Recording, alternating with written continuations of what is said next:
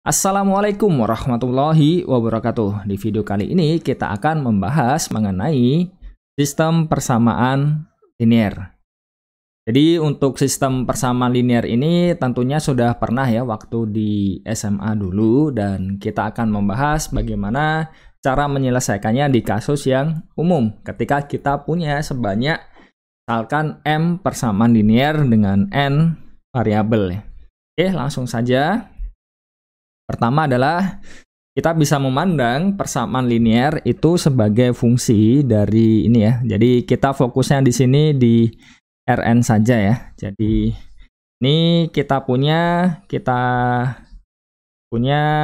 x1, x2, xn itu misalkan dia suatu vektor di Rn, ini entry-entry-nya itu kan. Jadi kita bisa pandang persamaan linear itu sebagai fungsi dari Rn ke R ya. Dan kali lagi konteksnya di sini saya ingin membahas mengenai persamaan linear atas bilangan real saja. Di bentuk umumnya adalah seperti ini. Jadi kalau misalkan kita punya di dimensi 2 itu sama seperti ini ya, garis ya. Di dimensi 2 kita punya XY itu benar-benar seperti ya, memang dia persamaan garis. Di persamaan linear itu ya persamaan garis. Bahkan di dimensi 3 pun juga dia bentuknya garis dan seterusnya. Dengan AI dan B-nya itu bilangan real. I-nya dari 1, 2 sampai N. Nah, apa yang dikatakan dengan sistem persamaan linear? Ya, intinya adalah koleksi sebanyak berhingga dari persamaan-persamaan linear tadi. Jadi kita punya ada misalkan di sini ada M persamaan. Dan bisa kita lihat ya. Intinya bentuk umumnya seperti ini, dan solusinya adalah semua bilangan ini ya, real x1 sama dengan r1, x2 sama dengan r2 dan seterusnya sampai xn sama dengan rn yang memenuhi semua persamaan-persamaan linear yang ada di sini. Oke, jadi bagaimana cara menyelesaikannya? Ya, pertama kita bahas dulu tentang matriks yang diperluas atau augmented matrix. Jadi SPL yang tadi ya, yang ini tadi bisa kita tuliskan bentuknya ini. Ini kan kalau misalkan kita kumpulkan entry-entry yang A, I, J ini terus dikumpulkan jadi ini ya, kita bentuk suatu matriks A, nanti dikalikan dengan matriks X1, X2 sampai Xn di satu kolom ya, matriksnya itu sama dengan B1, B2 sampai Bm. Jadi matriks yang diperluas ini adalah ya intinya kita menjajarkan matriks A kita tadi dengan matriks B-nya ya yang satu kolom itu. Nah, bagaimana cara menyelesaikannya? Kalau waktu dulu kita SMP itu kan kita tahu ada metode eliminasi kan. Jadi bisa kita eliminasi. Jadi dua persamaan itu bisa ditukar kan. Jadi, masih ingat ya. Jadi nggak ada pengaruhnya dengan solusinya kan. Kalau kita menukar letak dua persamaan. Terus selanjutnya kita juga bisa mengalihkan satu persamaan dengan suatu skalar tak nol. Kenapa ada penekanan tak nol di sini? Ya kalau dikalikan nol nanti nol sama dengan nol kan. Jadi solusinya akan berubah. Tapi kalau dikalikan dengan sesuatu yang tak nol ya solusinya tidak akan berubah. Dan yang biasa kita gunakan dengan eliminasi adalah ya kita tambah suatu persamaan dengan kelipatan persamaan yang lain. Dan ini ya sudah kita pakai saja di matriks yang diperluas yang kita punya, dan biasanya kita sebut dengan operasi baris elementer. Jadi operasi baris elementer ada 3 ya. Yang pertama adalah bisa ditukar 2 baris. Kedua adalah 1 baris itu bisa dikalikan dengan skalar tak nol. Dan yang ketiga adalah 1 baris bisa ditambahkan dengan kelipatan baris yang lain. Nah, operasi baris elementer ini arahnya kemana kan? Jadi kalau kita operasikan, jadi kita ini ya, matriksnya itu tadi kita kenakan OBE, arahnya adalah kita bentuk dia menjadi bentuk matriks yang lebih sederhana. Jadi bisa kita bawa ke bentuk eselon baris. Nah, eselon baris itu bagaimana? Kita langsung ke Contohnya saja, jadi misalkan kita punya SPL ini ada 3 persamaan ya di sini ya dengan 3 variabel. Dan kita buat matriks augmented-nya, matriks perluasannya. Ini kan bisa dilihat ini 3, 2, 2, terus 9 ya. 3, 2, 2, 9. 2, 3, negatif 1, 2. 2, 3, negatif 1, 2. Dan 1, 1, 3, 5 kan. 1, 1, 3, 5. Terus bagaimana? Ya sudah, kita OBS saja. Arahnya bagaimana? Ya arahnya supaya kiri atas itu jadi 1. Terus selanjutnya bawahnya ini dibuat 0 semua. Nah, setelah itu pertama kali ketemu di sini baris kedua itu kita buat 1. Terus setelah itu bawahnya 0 semua. Habis itu apa lagi? Nah, pertama kali ketemu 1 lagi. Jadi kita peroleh apa di sini? Nah, ini sama saja apa? X plus Y ditambah 3Z sama dengan 5 kan? Terus yang kedua adalah kita punya Y dikurang 7Z sama dengan negatif 8. Dan yang terakhir adalah Z-nya sama dengan 1. Dan di sini bisa kita substitusi ke atas. Jadi kita peroleh di sini Y dikurang 7Z sama dengan negatif 8. Karena Z-nya 1 berarti Y-nya sama dengan negatif 8 tambah 1. Nah dengan cara yang sama kita bisa memperoleh nilai X-nya. Jadi kita peroleh X-nya itu jadi 3, Y-nya jadi negatif 1, dan Z-nya jadi 1. Jadi kalau kita bentuk jadi yang lebih sederhana seperti ini, kita dapat melihat solusinya dengan jauh lebih mudah ya. Nah ini ada beberapa latihan, bisa dicoba ya. Jadi bisa dicoba di sini. Nah selanjutnya bagaimana kalau matriks B-nya itu adalah matriks 0. Nah, matriks kalau dia matriks 0 ya kita sebut dengan sistem persamaan linear homogen. Di sini jelas kalau kita punya X1, X2, X sampai Xn ya, semuanya 0 itu ya pasti memenuhi semuanya. Jadi sistem persamaan linear ini pasti punya solusi. Solusinya apa? Ya minimal solusi 0. Nah, ini bagaimana cara menyelesaikannya? Ya sama seperti yang di depan tadi ya. Jadi intinya adalah kalau kita bentuk matriks A dan matriks A-nya itu punya inverse, dapat dipastikan bahwa solusinya tunggal, yaitu solusi 0 saja kan. Jadi tidak mungkin ada solusi yang lain.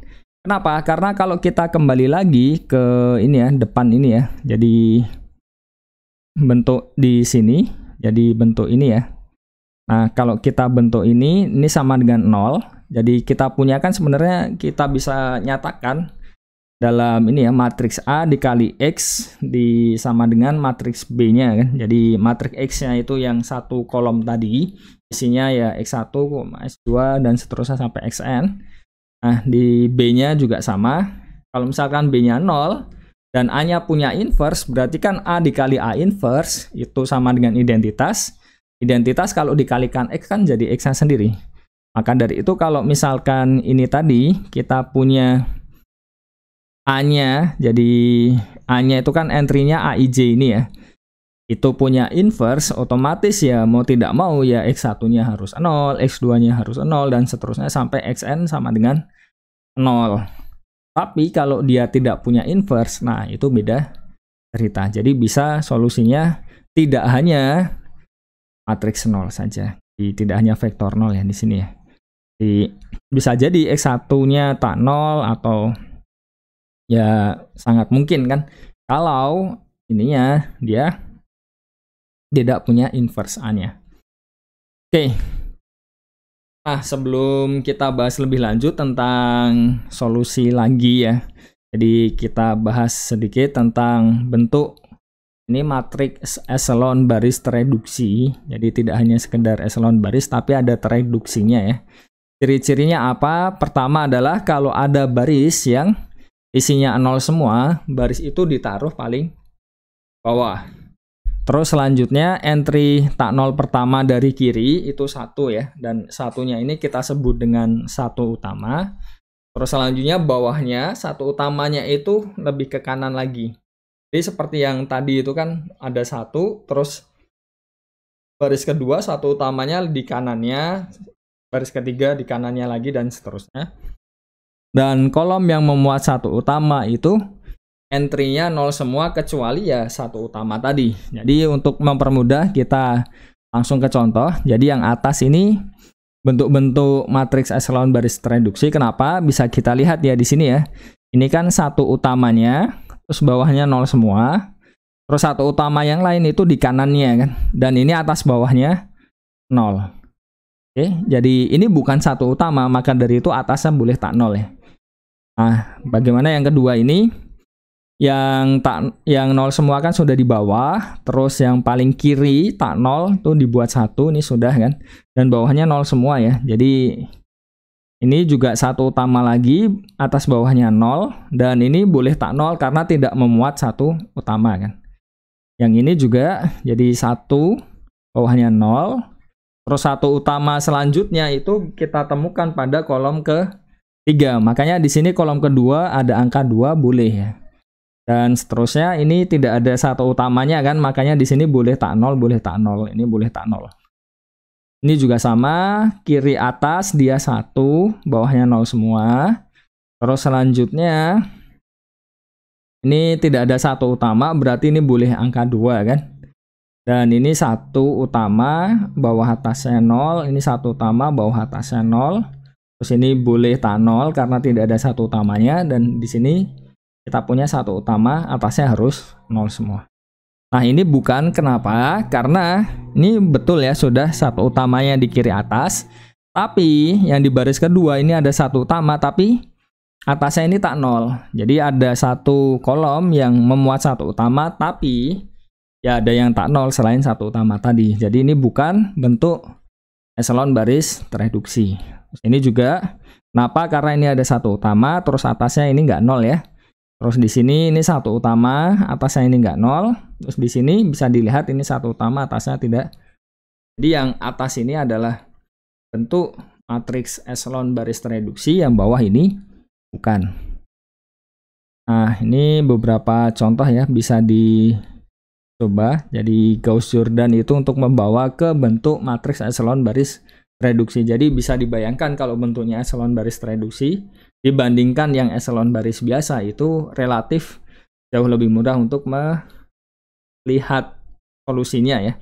Tapi ya memang kalau sampai tereduksi otomatis OBE-nya akan lebih panjang. Jadi untuk yang homogen juga kurang lebih sama. Nah, sekarang pertanyaannya adalah kita punya dua sistem persamaan linear tadi kan, yang homogen dan yang non homogen kan. Nah, di situ apakah ada hubungannya? Ternyata ada. Jadi pertama kita punya kalau X0 itu penyelesaian ini AX sama dengan 0. Jadi SPLH ini maksudnya sistem persamaan linear homogen.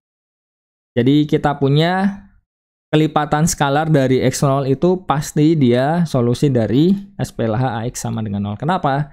Ya alfanya ini kalau kita kalikan ya A dikali alfa X0, alfanya kan ya bisa keluar di paling depan kan juga bisa kan. Jadi bisa kita geser kan. Jadi otomatis ya kita punya AX0-nya 0 gitu kan. Jadi ya sudah. Berarti kita punya alfa X0 ini juga penyelesaian. Dan selanjutnya kalau kita punya X1 dan X0, ini penyelesaian dari AX sama dengan B dan AX sama dengan 0.